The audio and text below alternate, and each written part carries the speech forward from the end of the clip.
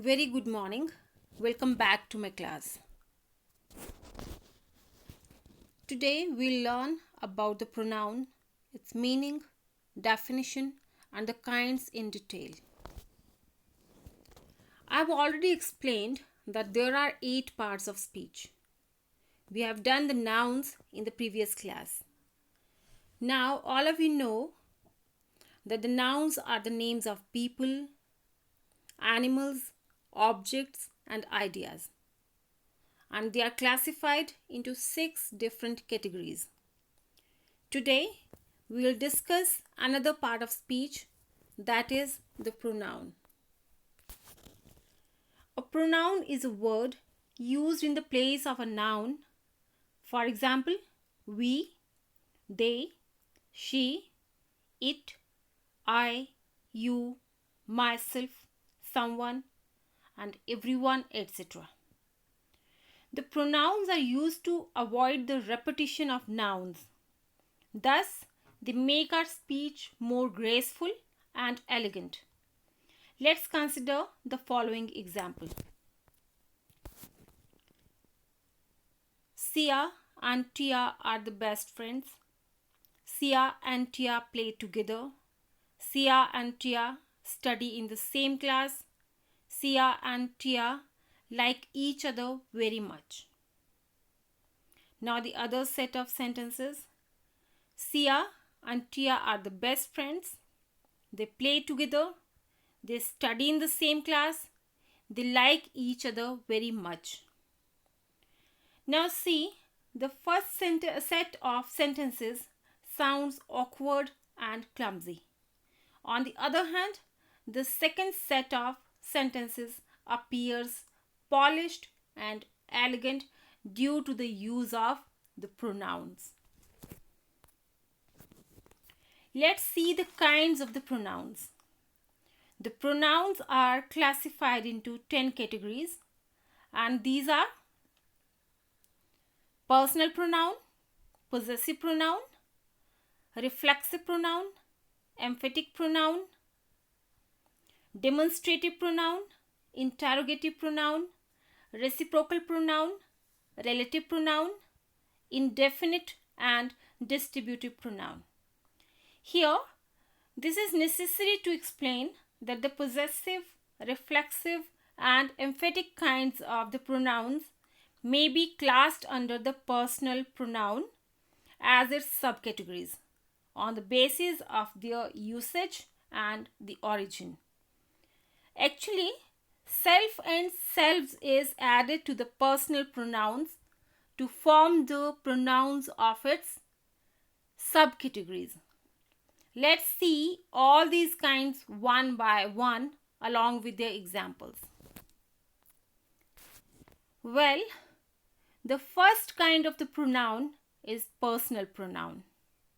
A personal pronoun stands for a person, an object, an animal, or an idea. For example, he stands for a boy or a male human being. It stands for a tortoise and any animal or an object. She for a female human being. Personal pronouns are divided into 3 classes on the basis of the role they play in a sentence. These are the persons, and there are 3 persons. The first one is a person who is speaking, and the singular pronouns for the first person are I and me. The second person is the one who is being spoken to. The pronoun for this is you, which remains the same in its singular as well as the plural form. The third person is a person, object, or animal spoken about. He, she, it, his, and her are the singular third person pronouns. They and them are the plural forms. The next kind is the possessive pronoun, and it is used to express ownership or possession. This house is hers. The toys are his. These books are mine. Hers, his, and mine are the possessive pronouns in these sentences as they express ownership. The other examples of this type are yours, ours, theirs, and its. Reflexive pronoun is the next category. A reflexive pronoun is used to show the subject as the receiver of the action. In simple words, these are used when the subject and the object in a sentence refer to the same person or thing. As I love myself. She is looking at herself. It is grooming itself. Myself, herself, and itself are the examples of reflexive pronouns here. The other examples are yourself, yourselves, ourselves, himself, and themselves. Let's discuss the emphatic pronouns next. An emphatic pronoun conveys emphasis on the subject. They are called the intensive pronouns also. We have all the same examples as the reflexive pronouns here also. The difference is they are used as reflexive pronouns when the subject and the object refer to the same person or thing in a sentence. But when they emphasize or intensify the noun or another pronoun, they are emphatic pronouns. Let's look at these examples. He himself did his homework. Himself is intensifying the pronoun he in this sentence. She herself did the cleaning. Here, herself lends emphasis to the pronoun she. And in the next sentence, I myself shut the door. I is being emphasized by myself. The next category is the demonstrative pronoun. It is used to indicate or point out the people or the objects that are near or far. This and that are the singular, while these and those are the plural demonstrative pronouns. This and these indicate the people or the objects that are near. That and those point at the nouns that are located at a distance. For example, the apples here. This and these indicate the apples that are placed near, while that and those point at the apples placed at a distance. Interrogative pronoun is the next type that I am going to explain. As is clear from the name itself, an interrogative pronoun is used to ask a question. Who is this? Which is your bag? What is your name? The words who, which, and what are asking questions here. The other examples of this category are whose and whom. Let's move to the next kind, and that is the reciprocal pronoun. These are used to express mutual relationship. The examples are each other and one another. These can be used as an object only. Each other refers to two people only, while one another refers to more than two people, animals or objects. For example, brothers love each other. Two brothers here. And neighbors help each other. So many neighbors here. Relative pronoun is used to refer back to a noun or a pronoun it stands for. The examples are who, which, whose, that, where, and when, etc.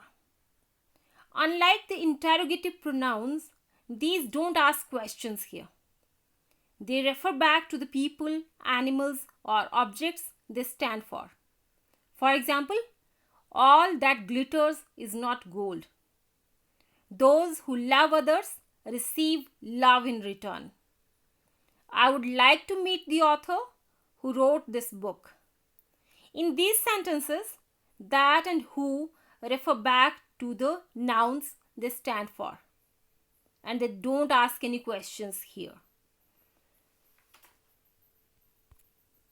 The next class, indefinite pronouns, refer to a person or an object in a general or a non-specific way. It does not refer to a specific person, animal, or object. Let's consider the following examples. Be kind to others. Someone knocked at the door. Everyone is happy. Others, someone, and everyone in these sentences do not refer to any specific person, animal, or object. Rather, they refer to people in a general way. One, none, nothing, somebody, all, nobody, anyone, everything, etc. are some of the other examples of this type. The next and the last class of the pronouns is distributive pronouns.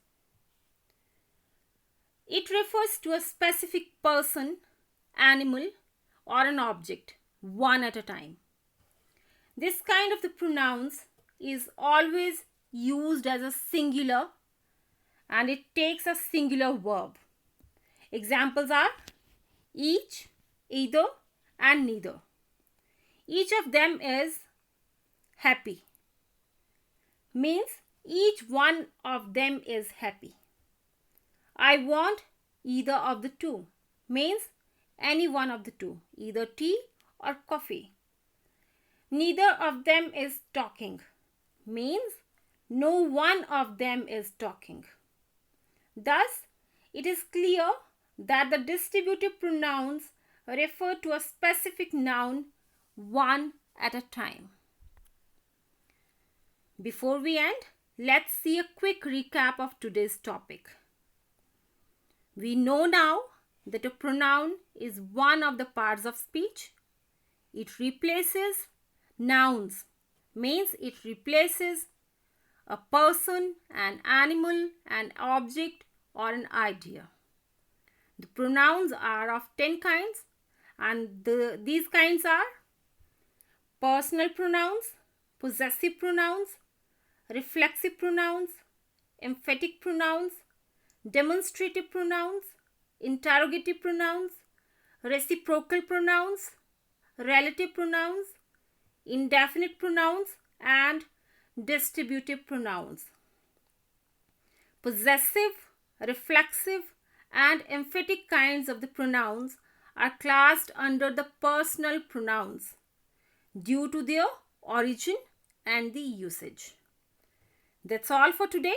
See you again in the next class with the next part of speech. Till then, take care, stay safe.